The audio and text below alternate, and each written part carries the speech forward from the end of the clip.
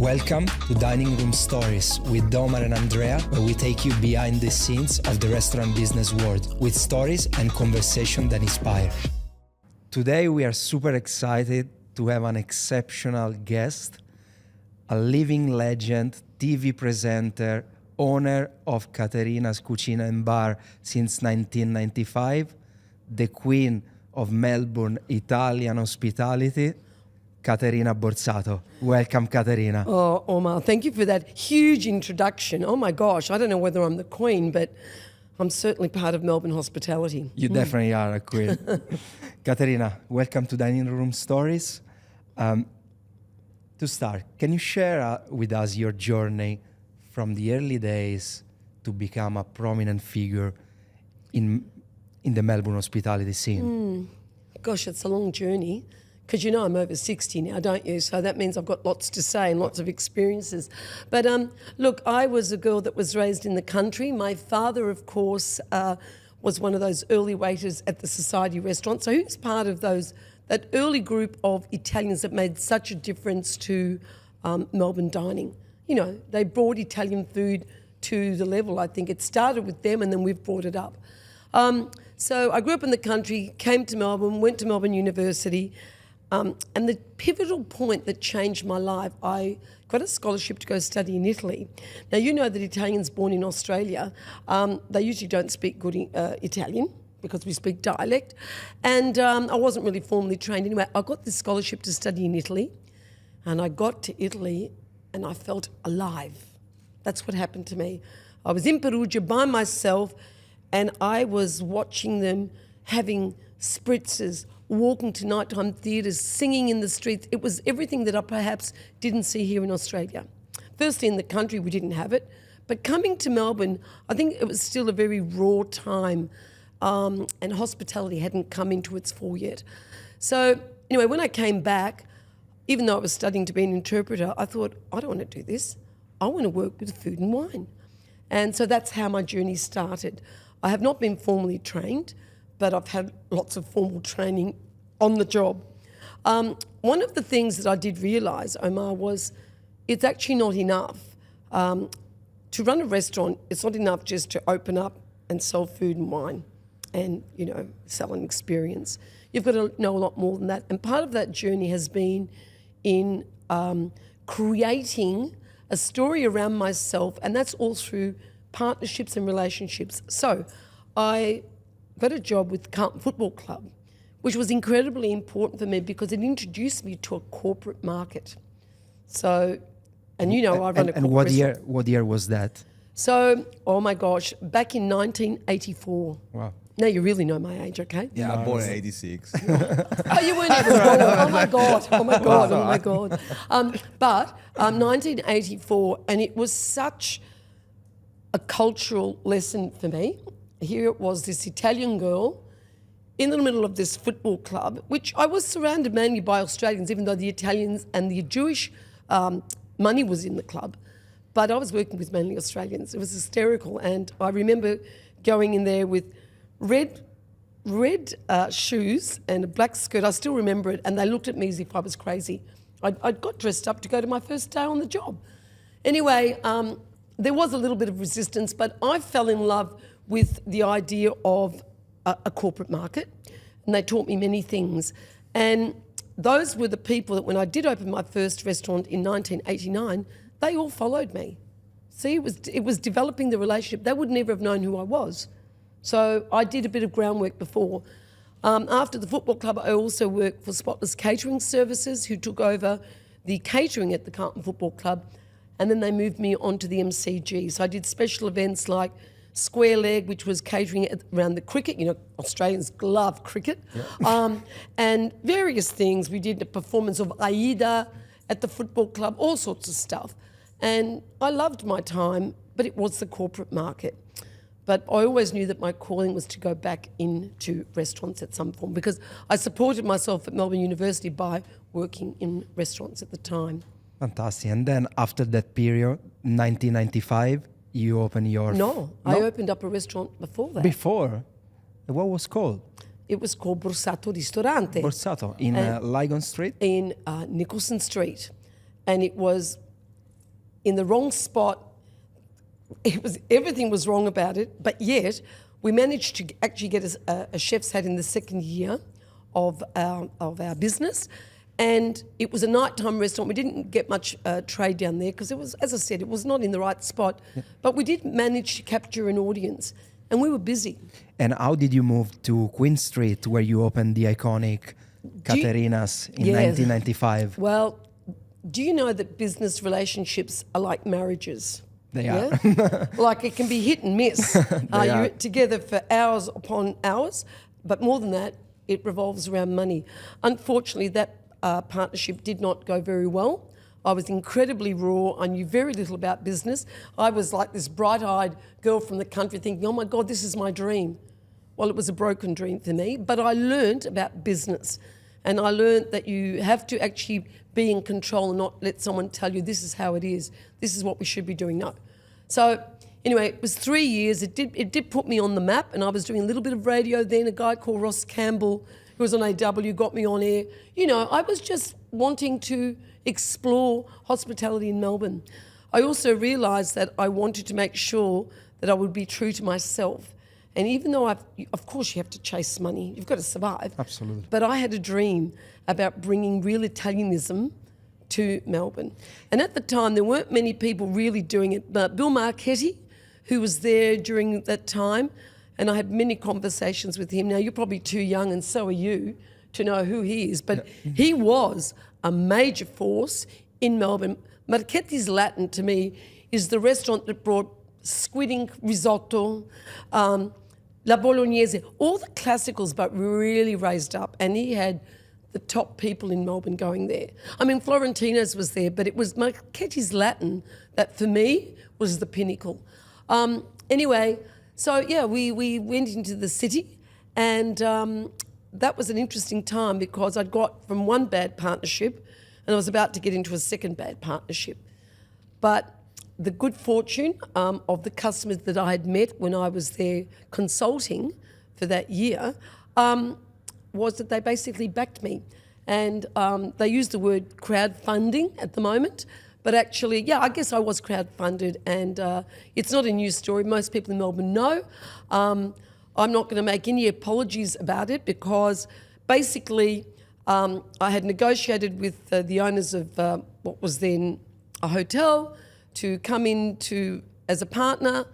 I realised that it was always about them and not about me, and in the end, I was able to snaffle the business and the building as well, which has kept me very, very, very poor.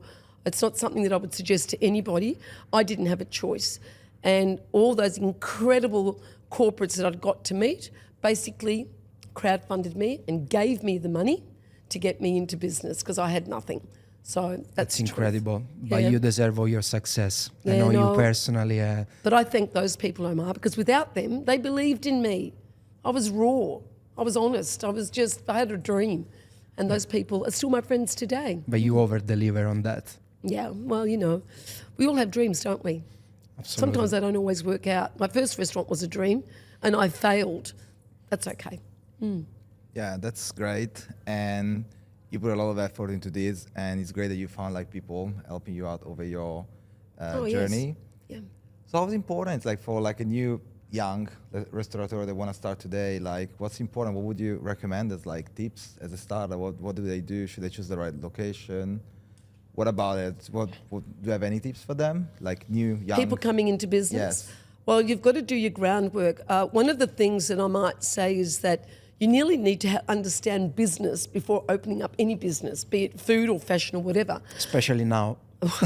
Well, we know what Melbourne's going through at the moment, and COVID didn't help. That absolutely obliterated. I think something like 1,700 city businesses closed during COVID. I can't remember the number, but for every business that closes, one does open. So don't forget that. Yes. But I would definitely say you've got to surround yourself with like-minded people that have the same dream as you. So not somebody that just works for the money. Yes, you've got to pay them, but they've got to have the same vision. You've got to understand your market. And I do want to talk about that because I'll explain to you why I'm at Caterina's, because the most important job I've ever done is being a mother. And going to the city, I went to the city because I wanted to have a lunchtime business, because I wanted to be a mother and raise my child, our child, Nicholas, my partner, of course. But going back to your previous question, look, I think you need to surround yourself with the right people, be very focused. So wherever you open up your business, have a look. Is it surrounded by corporates? Is it surrounded by families? Is it a daytime business? Is it a nighttime business? Is it a weekend business? So all those factors come into what you do. Costings, oh my God, costings are everything. People just think that you can open up and you take money. That doesn't mean you're making money. So that's what I say about having a business understanding. I wrote it in my book, my recent book, Creating Emotions. I'm so excited to read your book. Study accounting before recipes. Yeah. That's what most people overlook. That's probably the most important thing you can say to any young person getting into business. And then I guess you're a little bit at the mercy also of the dining public and the media. Let's make no mistake about that. Yeah. You can have a dream that is not maybe relevant at the time. At the time, let me tell you, it took me 17 years to get a chef's hat, because I think that perhaps I just wasn't relevant. Or I opened up in a basement. I was in the non-groovy part of Melbourne. Everything was going against me, to be quite honest. And that's okay, because there were lots of detractors that said, you're never going to make it, Caterina. Basements don't work. Where you are in the city, you're not going to make it. And because you only do lunch, you don't do restaurant hours. So I had to work out my market. And I'd like to say I proved some of those people wrong. But I might have doubted myself. It was part of my dream. And on this topic, Caterina, Ben Sherry wrote it in his memoir just recently about food critics. But how do you feel about food critics in today's age? Are they still relevant? That is such a loaded question, and you know it. Critics. I think one comment that Ben made was about critics having to understand what a restaurant is, understanding food, but completely, not just putting out a steak with some fries, perfectly cooked fries, of course, maybe in duck fat, but you have to understand what goes on behind the scenes. In today's market, you would probably say that to set up a business, $1 million doesn't get you very far, does it? Not really. And Not how long today. but how long does it take you to earn $1 million? Let's say at a 10% profit margin, that is your money on your bank account. Yes. You probably need to make $15 million in revenue. Yeah. Do you see what I'm trying to say? So it's probably take a few years. So when the critics go out there, and I guess are maybe not so kind to restaurants, you would like to think that there's a little bit of integrity. Don't close them down with the stroke of a pen. Bad restaurants are not going to survive anyway. If they haven't done their homework, those restaurants won't survive. So I guess we don't need people to close them down. Give them a chance. You said it took you 17 years to be on the guide. It's me, funny because... No, it took me... I was on the guide, or in the guide from the start of Caterina's, because I came from a restaurant that already had a hat. So I was in the guide, but no, I never received a chef's hat. And I used to think, am I not good? You always second guess yourself, question yourself. And I had some really damn good chefs. I mean, Rita McCarley, she was the queen in Melbourne. She is the queen still for me. Now, she worked for me. We didn't get a hat. So was it the place? Was it downstairs? There were so many things maybe going against me. I don't know.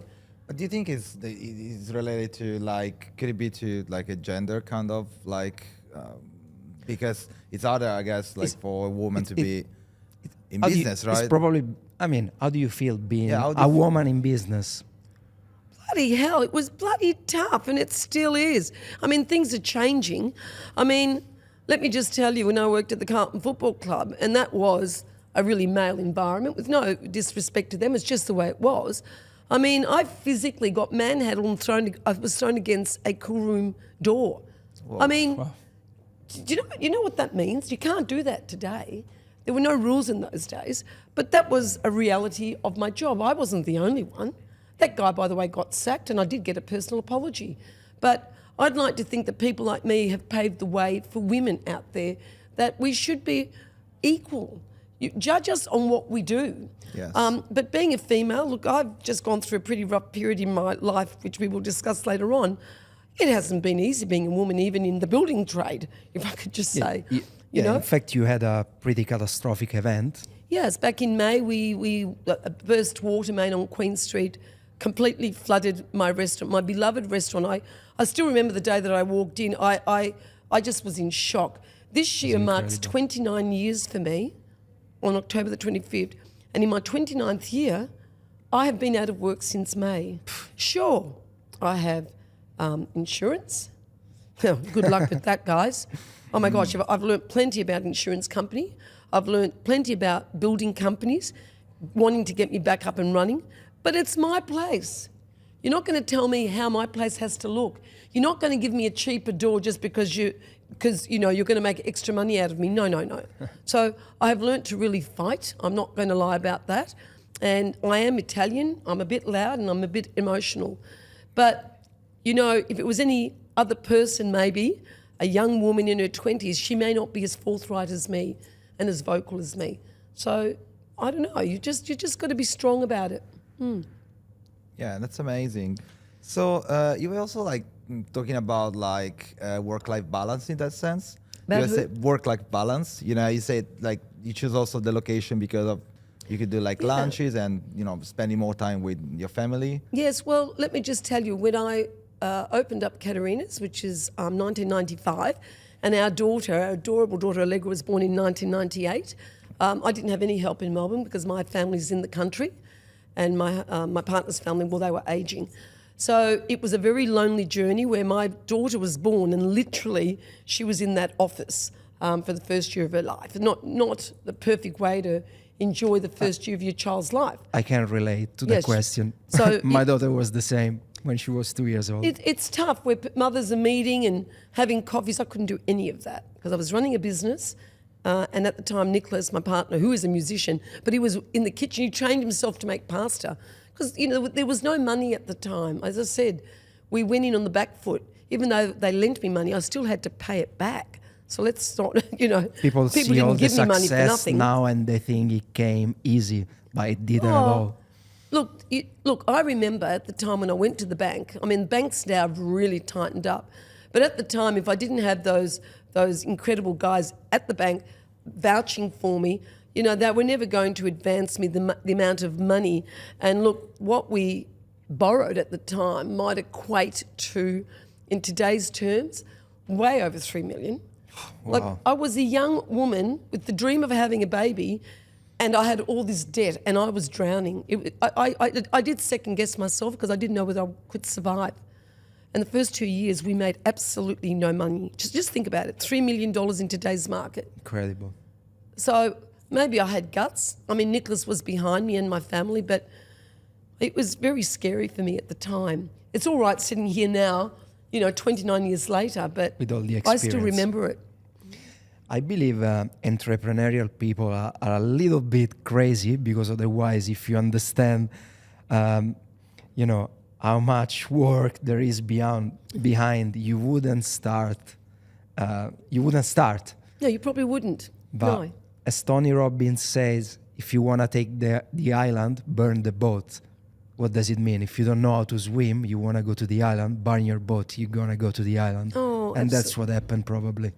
Well, look, my first restaurant that I opened up in Fitzroy, let me tell you, because we did that from scratch, I actually had my own stamp on it in that I had beautiful walls. I bought Murano chandeliers from Italy.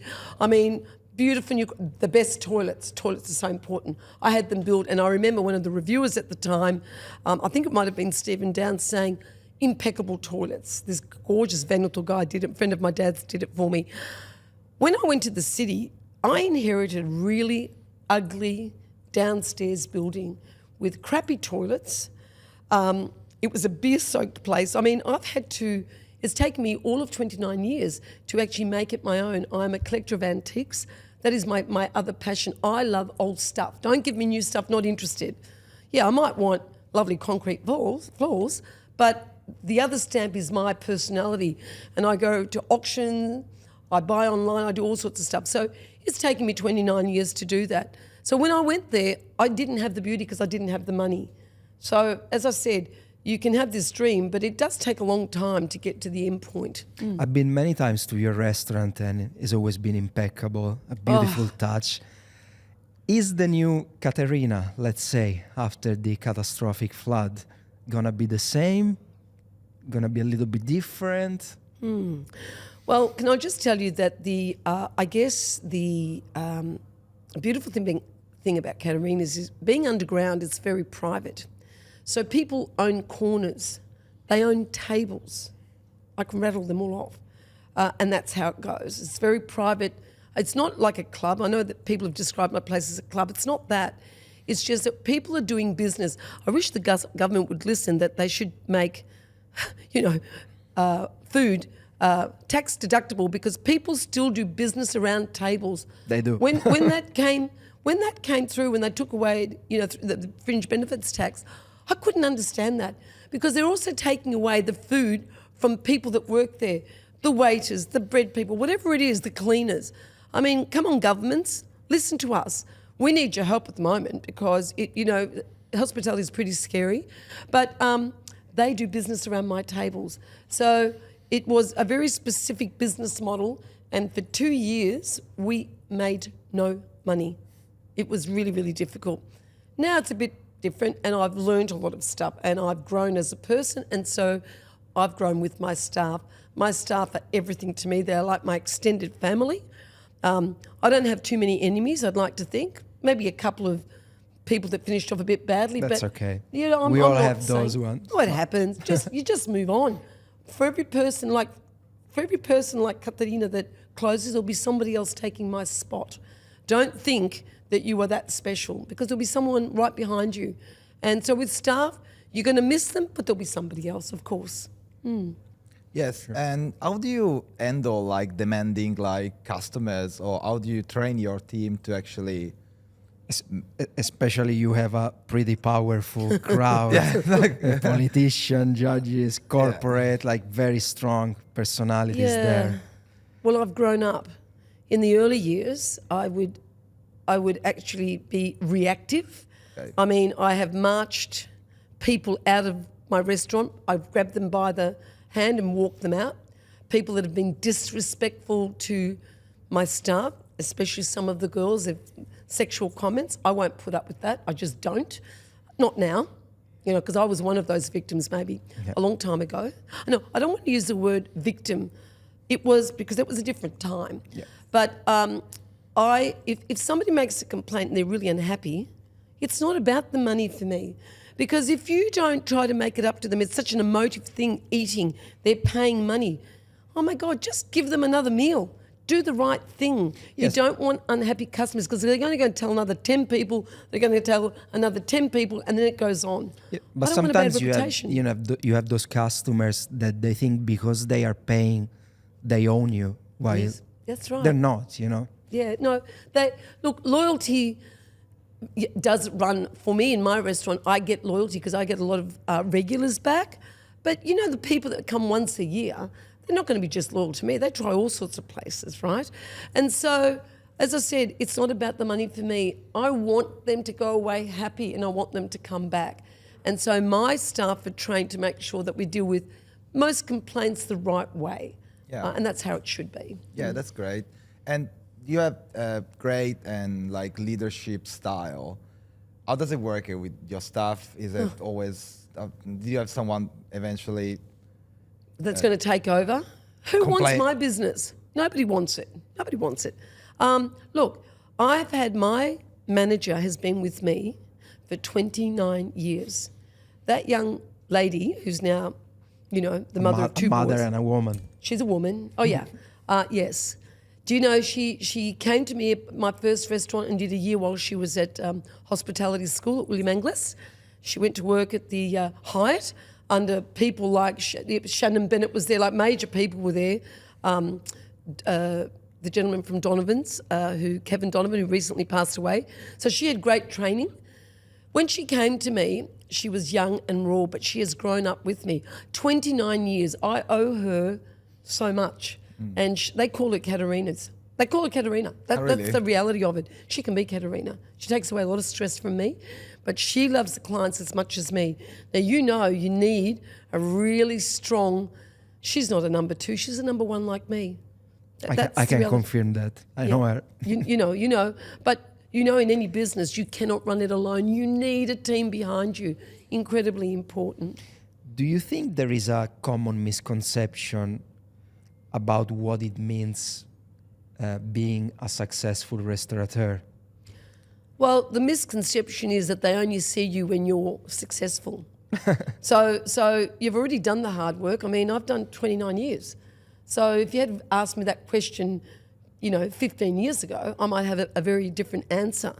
But success, wow. If you think about Melbourne, let's face it, the people that are really making the money and able to open up multiple restaurants are the groups. And I've got to lump people like the Andrew McConnells, incredible. Chris Lucas, great vision. These are the people that I guess are doing really well because they open up multiple places and maybe there's a lot more money behind them. Individuals, they often say that if you can get past your first year, you're lucky. Second year, you're even luckier. By the 5th year, you're out. Most people don't stay the journey unless they are people that we do it for passion. I could have got another job which would have paid a lot more money. But for me, since my flood happened, do you know what it's like when I wake up in the morning? I don't hear my chefs in the kitchen. The smell of the coffee, the music. Because my partner is from the music industry, my brother-in-law, Bennett Slane, so music's been a big part of my life. It's how we raised our daughter, listening to the Eagles in the car when I used to drive her to school. But I need to have sounds in my restaurant, but the sounds don't just come from the music. It is the coffee machine. It's the banging of the pots. It's when they're rolling the pasta on the pasta machine. Do you know how much you miss it when it's not there? It's been there for 29 years for me. And that is my extended family. The people that stop in, I know their wives, their ex-wives, their partners, their ex-business partners. I know everything about my clients and they trust me. You learn to say very little. Yeah. You have to keep something for yourself. I don't want to be controversial. That's not my role. My role is to be a good role model for women, but for, in general, restaurateurs. And I hope that part of my journey can, just share some positivity in a really difficult environment. And can you share with us some of the craziest stories that happened to you in your dining room? Do you know my daughter wants me to write a book, but I can never mention names because, I had a spy with an Adam apple that walked in. A spy. The he was dressed as a she, and she was here on a mission, and there was a lawyer sitting with her, and I knew she was here for big business. It was just a crazy time in my life. One of the funniest stories is when there was an arrest, white-collar crime, and it was arrest in the middle of the restaurant. I had no idea that this young guy had walked in, and he was meeting somebody who was obviously an undercover policeman. There was another policeman planted at the bar, and all I remember is there was a judge sitting on the table not far away. And all I can remember, Tanya was in the dining room with me and I was at the other table. And our story is that we tell a story of the specials. Yep. I know that reviewers hate it, but I'm sorry. That's just what we do. I'm not changing what I've done for all this time because it's a way of also interacting with your customers. If you hand a menu, that doesn't tell the story. I've got to tell the story. My mother, who's 87, she grows herbs for me.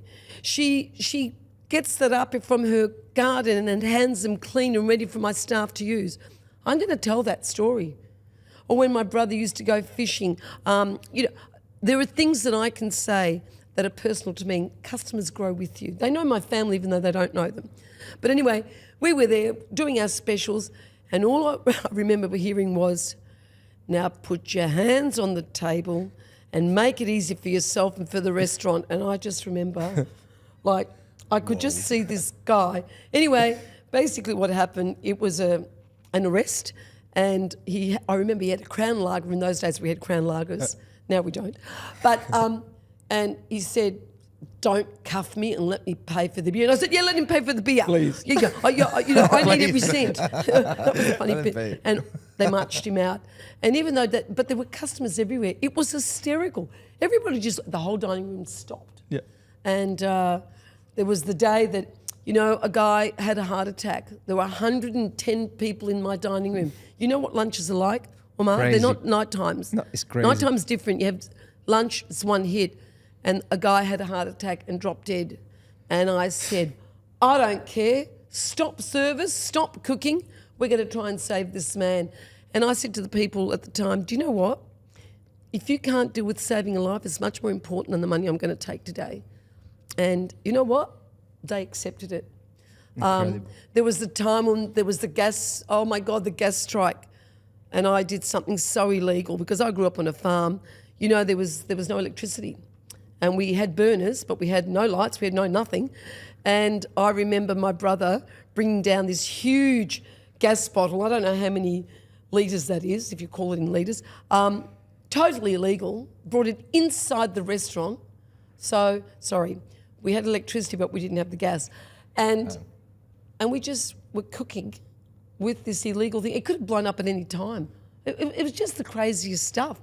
Because I'm in a basement, by the way, so remember, when lights go out, it's pitch black, which is how I walked into my restaurant after the flood. I walked into sludge. Wow. So just being a basement's very different to having a restaurant with windows, because you're in pitch black. There you go. Yeah, amazing. From the 90s until today, what had been changing with social media and exposure and other restaurants Do you think social media has how you helped or present? damaged the true essence of dining experience? What's your take on that? Social media is everything, for God's sake. Look, I'm not trained in social media. I have a daughter that assists me, and we don't need to do a lot of social media only because we already have an established clientele. If you're starting out, it is everything. I mean, I look at social media to see the restaurants that open. I look at social media for any bad stories that are happening, anybody that's going broke. I know all of it from social media. But you've been a pioneer as well, like with TV shows back in the days. Well, You were one of the first, especially I was in one, Melbourne, and I was really Australia. raw. I had shocking makeup. I couldn't even look into the camera. I was hopeless. I was hopeless. I think you were great. You're great in front of the camera. You're probably ready. No, but that's because I'm talking like myself. When I did the Channel 7 show on Channel 7, I was a bitter failure. I was on the second season of My Restaurant Rules. I was a totally bitter failure because there were rules and regulations. You had to look a certain way, act a certain way. I remember that time. I was a failure. And it only lasted for 2 years, of course. And Matt Moran was on the show. And Pat from the Women's Weekly and Kat. It was Matt, Pat and Kat. I remember it was a bit of a slogan. I was a failure. I say that because I didn't enjoy commercial TV. But Channel 31, oh my God, I don't think I realised how much it was going to help me in my commercial life. But most importantly, I wasn't there interviewing people, famous people. I was interviewing nonnas. Nicholas, my partner's dream was to tell a story about Italian nonnas. They are going to die. They're going to be a past generation soon. And where are those stories captured? Nowhere. You can get one of their recipes. It doesn't tell the story. Do you know what I mean by that? Yeah, tradition. And Especially in Italy, it's tradition, right? Yeah. And it was really funny because I didn't have to conform. I didn't have to show my breasts. I could do whatever I wanted. And of course, my thing is just that I wear crosses. But I remember people ringing in to Channel 31 complaining that I was using crosses as a fashion item. Well, I'm sorry. And I used to Really? wear up to 3 or 4. You'll see the old shows. I just went right against them. I said, but this is me. It's my fashion style. I always modelled myself on a Madonna without the conicals. I didn't have conicals. I wasn't a 36C or whatever. Anyway, that's a joke, but it's not. But the thing is that I've always stayed true to myself. And if you have to conform, then you're just not being true to yourself, I think. How can someone run a successful restaurant in today's market with today's economy? Especially because there is, there is a problem with pricing, inflation, how much customers are willing to pay for things right now. Yes, it's a changing market. So, look, people said post-COVID, I mean, a lot of people went out of business, that it was going to be hard. Let me tell you, I had two of the biggest years of my career post-COVID because people missed us. They missed going out into the social environment. It's all good and well getting food delivered at home, but it takes away the social aspect of going out, right? Yeah. So that's the first thing. So we had 2 strong years. Now at this point in time, we're in a lull.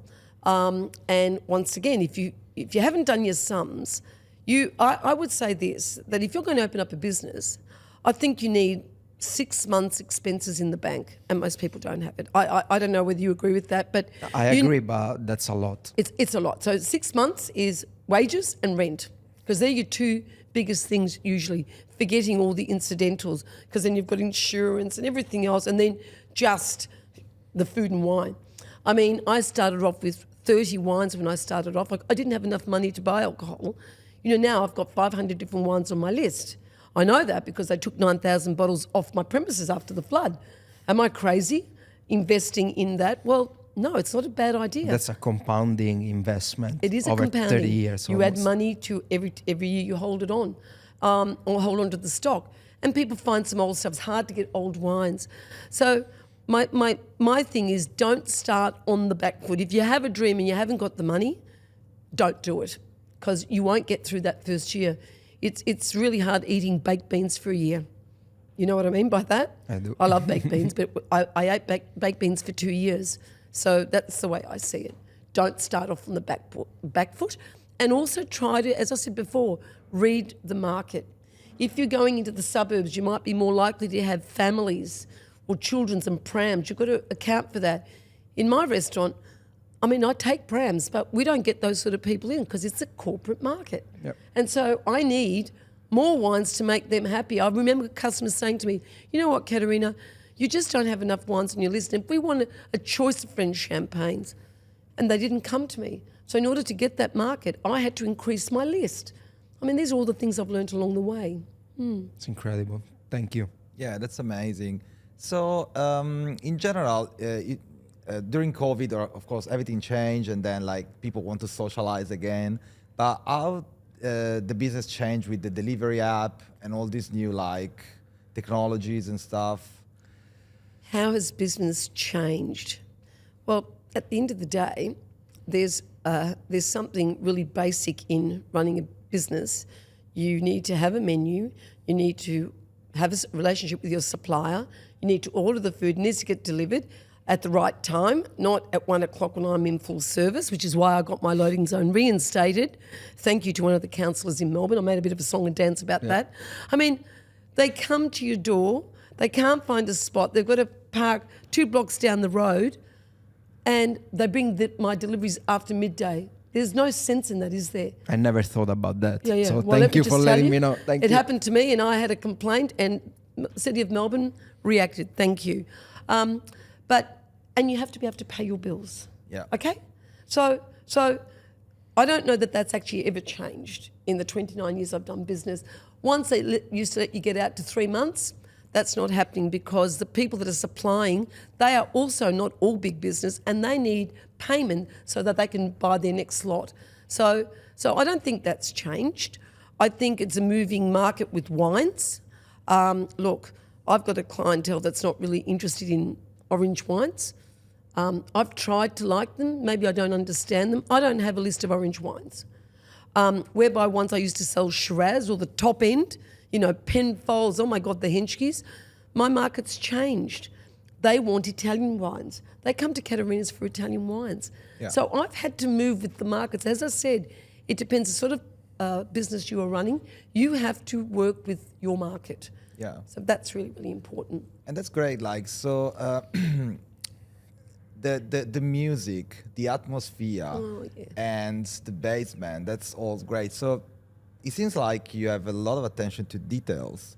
Is that does it make the experience unique for your customers? Well, as I said, there are so many fantastic restaurants. Anybody should be able to cook a steak. Any trained chef. Any trained chef should be able to do a bolognese. Whether you put Vegemite in it like Nigella Lawson, or whether you just do a basic one, bolognese style out of Romagna, Emilia-Romagna. It's not about that. We've all got our own take on things. So it's really important, but it's how people feel in a room. And that's where service for me is at the top of the tree. Because I'll say this to you. If you have great food but average service, they're not coming back. Yeah. But if you have maybe an average meal but incredible service, you'll get them back at least once. Yeah. So that's the power of front of house, because there is a power in front of house that I think people often forget. So really, that's really important. I think music, like I don't like restaurants that are dead silent. I don't. I like sounds. You've got to think about, for example, what's on the ground and bouncing sounds. So I have gone from floorboards to polished concrete, and I still have half the restaurant carpeted.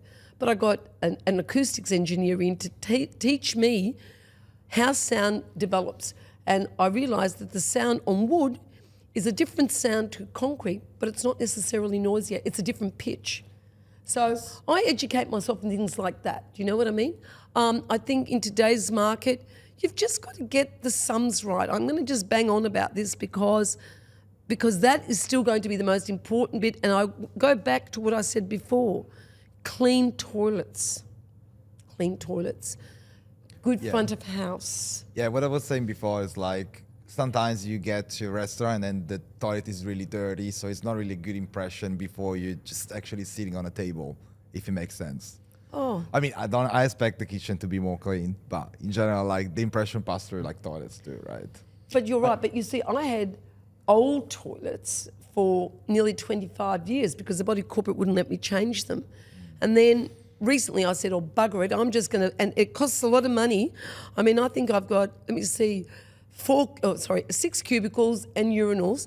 That's a lot of toilets. So you upgrade that. That's You've not 50 everything. grand. It's not 80,000 or 100,000. It's a hell of a lot more than that. I know. And so if we work on the 10% margin that you talked about before, if I've spent 150,000, I've got to turn over 1.5 million just to pay off toilets. And I believe they complain about that. Yeah, exactly. Is that correct? Yes. It happened to me the same. So No, but my point was that my toilets were old, but they were clean, but they weren't up to scratch with what's the market is out there.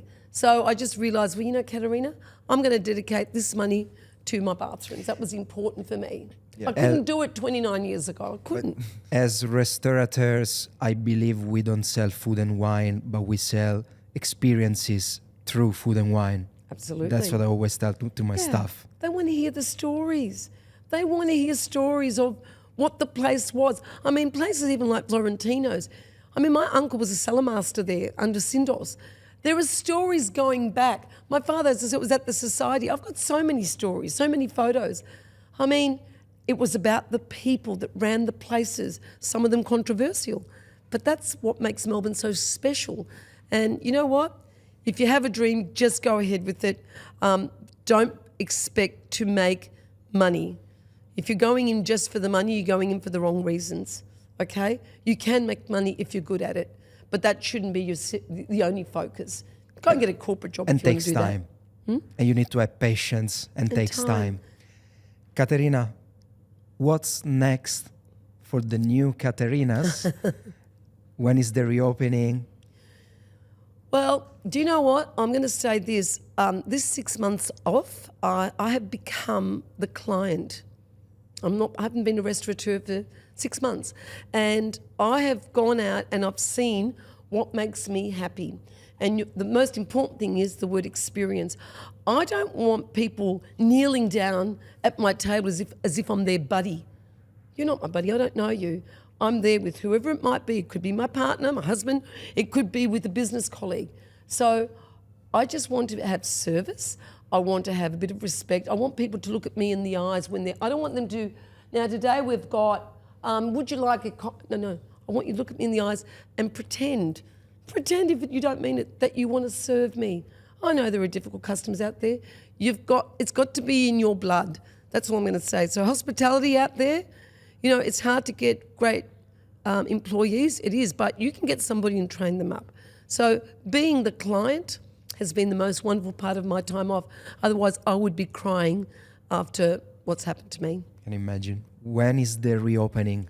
We are aiming for November 25th, Santa Caterina. Wow, that's Not amazing. that I'm religious, Yeah, a little Santa bit. Caterina. Yeah. I love the style. Yeah. Oh, vintage. You know I'm a vintage shopper. This is all vintage, It's by the way. It's a Fiorucci. Yeah. It's Dior, but it's got the Fiorucci. Fiorucci I know brand. Fiorucci really well. Yeah. But I am a vintage shopper. Everybody in Melbourne knows I love secondhand. We I'm a all know. greenie. Yeah. I'm a greenie. We all know. Caterina, thank you so much. For us, it was an honor to have you. Really, it was an incredible interview. We'll definitely come and see you for the opening. And Melbourne, please support this wonderful woman, this wonderful business. Thank you so much. Omar, Andrea, thank you. I'm so much, honoured Caterina. myself. And as I said, I love hospitality. I love people working within the industry. And I love Melbourne. I love Melbourne. Bring it back to what it was. Yeah. Grazie mille. Grazie We love mille. Melbourne and we love you. Ciao. Arrivederci. Ciao. Ciao. Ciao. Welcome to Dining Room Stories with Omar and Andrea, where we take you behind the scenes of the restaurant business world with stories and conversation that inspire.